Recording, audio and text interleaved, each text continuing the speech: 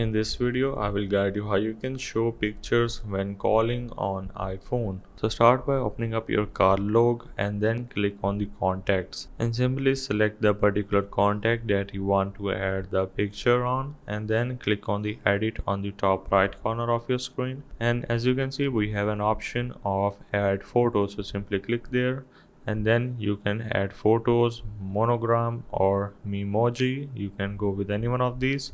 So if I click on memoji, as you can see, these are all kind of emojis kind of thing that you can apply. But if you want to add that particular person's specific photo, you're just gonna need to go to the gallery and then you can simply select that photo.